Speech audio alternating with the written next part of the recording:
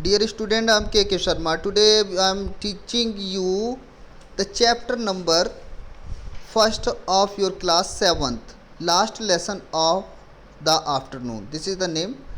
Last lesson of the afternoon. First of all, we will explain this. Listen carefully. Before reading this chapter, before reading this poem, before explaining this poem, we are going to understand firstly about the poet. Poet D.H. Lawrence.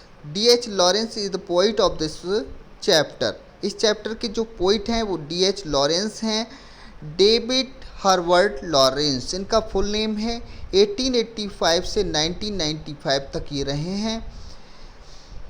ये English के एक बहुत बढ़िया novelist यानी कि हम कहते हैं उपन्यासकार रहे हैं, कवि भी रहे हैं और निबंध भी इन्होंने बहुत सारे लिखे हैं, ड्रामा भी बहुत सारे लिखे हैं और आलोचक भी रहे हैं, साथ ही साथ एक पेंटर भी रहे हैं। He is one of the most versatile, versatile कहते हैं प्रतिभाशाली, वो बहुत ही प्रतिभाशाली रहे थे अपने ज़माने में, एंड इन्फ्लुएंशियल फिगर्स और प्रभावशाली इन 20th सेंचुरी लिटरेचर। 20वीं शताब्दी की लिटरेचर की बात करें, साहित्य की बात करें तो उनका एक चर्चित नाम हुआ करता था D.H. लॉरेंस यानी कि डेविड हर्बर्ट लॉरेंस का। Last lesson in the afternoon, ये जो पोइम हम पढ़ने जा रहे हैं ये इन्होंने लिखी थी उस समय जब ये क्रोडन CROYDON क्रोडन नियर लंदन, लंदन के पास एक शहर था क्रोडन, उसमें जब ये पढ़ाया करते थे, उस शहर में किसी स्कूल में पढ़ाते थे, तब उस समय ये चैप्टर उन्होंने लिखा था, ये पोइम उन्होंने लिखी थी। Lawrence became disillusioned with the work. Disillusion का मतलब है बिल्कुल परेशान हो गए थे, ऊब चुके थे, इनका टीचिंग से मन ऊब गया था उस समय पढ़ाते हुए। Why this time in the England the government had made education compulsory. ये उस समय की बात है जब इंग्लैंड में एजुकेशन कंपलसरी कर रखी थी और many people had no desire to learn. बच्चे जो आते थे पढ़ने के लिए उनका मन तो लगता नहीं था लर्न करने में, सीखने में, पढ़ने में, लेकिन उनको ज़बरदस्ती पढ़ाया जाता था। What were still force to attend, लेकिन उनसे ज़बरदस्ती की जाती थी कि नहीं आपको क्लास अटेंड करना है, स्कूल अटेंड करना है। He felt their time at school was futile, futile कहते हैं बेकार। अब ये जो लॉरेंस थे जब ये पढ़ाने बैठते थे बच्चों को, बच्चे पढ़ते नहीं थे तो इन्हें लगता था कि मेरा समय व्यर्थ जा रहा है, मैं बेमतलब में इसमें लगा हुआ हूँ। And the time he was trying to teach them was to a complete waste. इन्हें लगता था जो समय मैं इन बच्चों को पढ़ाने में, सिखाने में लगा रहा हूँ वो पूरी तरह से व्यर्थ है। Ultimately he abandoned teaching and made up his mind to be full time author. और उसके बाद इनका पूरी तरह मोह भंग हो जाता है, इनकी रुचि ख़त्म हो जाती है पढ़ाने में, टीचिंग के ऑक्यूपेशन में, पेशे में, और ये उसको छोड़ देते हैं, पूरी तरह से ऑथर बन जाते हैं, लेखक बन जाते हैं। तो now we are going to explain this chapter.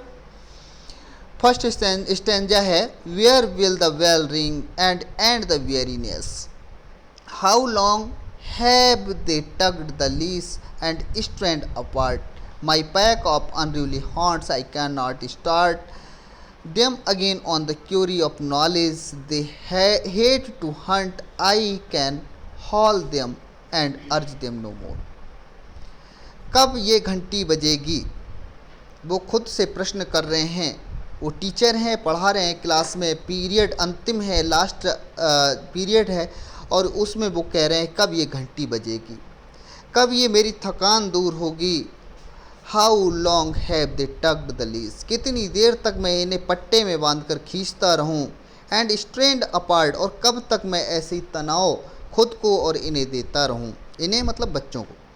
My pack of unruly haunts, मेरे जो स्टूडेंट्स हैं वो बिल्कुल कुत्तों की तरह, जंगली कुत्तों के झुंड की तरह हो गए हैं। आई कांट स्टार्ट, अब मैं और ज़्यादा देर तक उन्हें नहीं पढ़ा सकता। Them again on A query, मैं उनका कहाँ तक पीछा करूँ, ऑफ नॉलेज, उन्हें ज्ञान देने के लिए दे हेट टू हंट, क्योंकि वो भी इस ज्ञान को लेना नहीं चाह रहे हैं, नफ़रत करते हैं इस ज्ञान से। I can hall them and अर्ज them know more.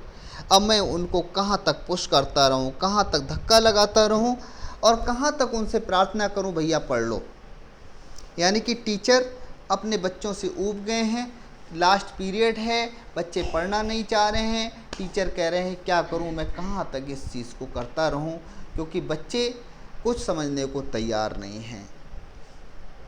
No longer now can I endure the brunt of the books that lie out on the desk.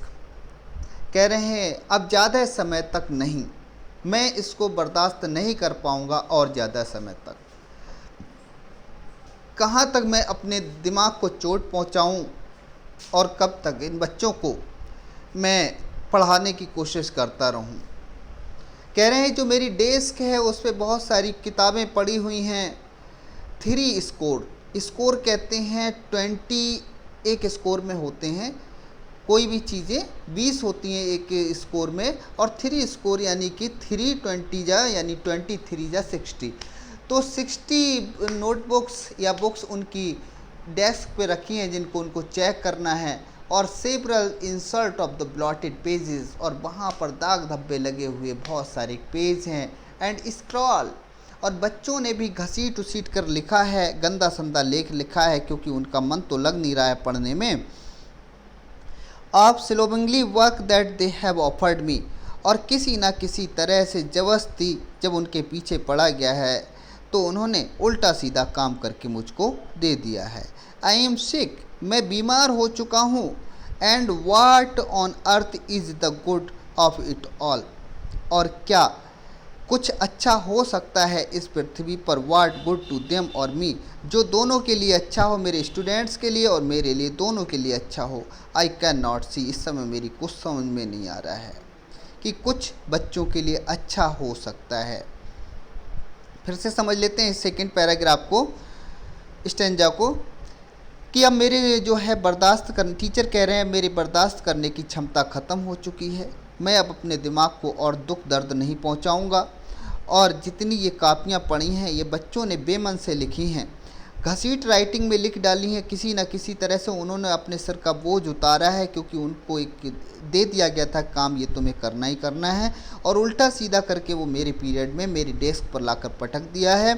इन चीज़ों को देखकर मैं बिल्कुल परेशान हो गया हूँ। अब मुझे लग रहा है कुछ अगर इस धरती पर अच्छा है तो वो मुझे और मेरे इन बच्चों को मिल जाए। Next, so shell I take, वैसा ही काम मैं करूं जो अच्छा हो। My last dear fuel of life to heap on my soul, अब मेरे अंदर फ्यूल का मतलब ईंधन होता है, लेकिन यहाँ पर क्या है, एनर्जी। अब जो मेरी एनर्जी बची हुई है मैं उसको बचा के रखना चाहता हूँ। And kindle my will to flame that shall consume, अब जो यहाँ पर मैं उसको खर्च नहीं करना चाहता इन बच्चों में। देयर ड्रॉस और indifference and take the toll of their insult in punishment I will not, उनको पनिशमेंट भी दूँ तो सब कुछ व्यर्थ है, परिश्रम करूं तो सब कुछ व्यर्थ है। कहाँ तक मैं उन पर फोर्स लगाऊं, कहाँ तक मैं उनको डांटूं, प्यार से समझाऊं, क्योंकि उनका मन अब पढ़ने में नहीं लग रहा है। Next stanza, I will not waste my soul and my strength for this, अब मैं इस काम के लिए अपना समय और अपना जो एनर्जी है, शक्ति है, वो अब बर्बाद नहीं करना चाहता हूँ। What do I care for all that they do amiss, what do I care, मैं उनकी क्यों चिंता करूँ जब वो ही खुद चिंता नहीं कर रहे हैं अपने पढ़ने की, उनका मन नहीं लग रहा है पढ़ने का। What is the point, point क्या कहा गया है यहाँ पर, एम के लिए, उद्देश्य के लिए। हम लोगों का उद्देश्य क्या है, of this teaching of mine, मेरे द्वारा पढ़ाया जाने का क्या उद्देश्य है। And of this learning of theirs, और ऐसी पढ़ाई जिसमें उनका मन नहीं लग रहा है, उस पढ़ाई का क्या मतलब। यानी कि सब कुछ पढ़ाना व्यर्थ है, कोई फ़ायदा नहीं है ऐसी पढ़ाई से।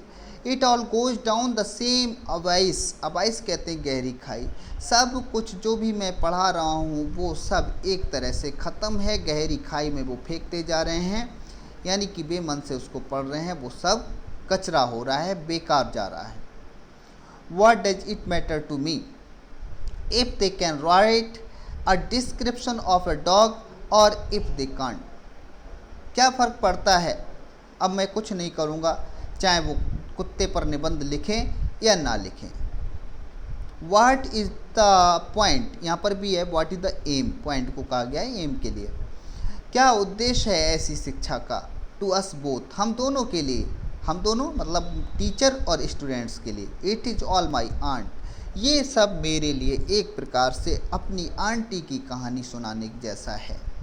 And yet I am suppose to care with all my might, और फिर भी मैं कोशिश करता हूँ उन बच्चों को पढ़ाने की पूरी शक्ति के साथ, लेकिन अब I do not and will not, मैं नहीं करूँगा, नहीं करूँगा, नहीं पढ़ाऊँगा, नहीं पढ़ाऊँगा। They won't and they won't, क्योंकि वो नहीं चाहते, दे डोंट, वो नहीं चाहते, एंड दैट्स ऑल, बस ना वो पढ़ना चाहते हैं ना मैं पढ़ाना चाहूँगा।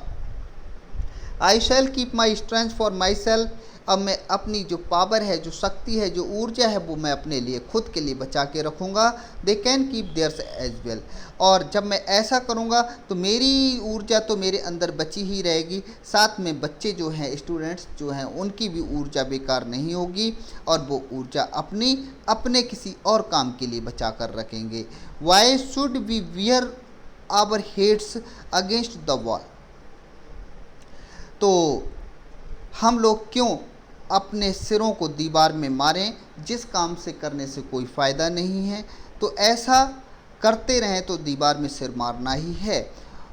Of each other I shall sit and wait for the bell, अब मैं भी बैठ जाता हूँ और बैठकर प्रतीक्षा करूँगा कि जब तक की घंटी नहीं बज जाती। जैसे ही घंटी बजती है मैं यहाँ से चला जाऊँगा, इनको पढ़ाना बंद कर रहा हूँ। That's all.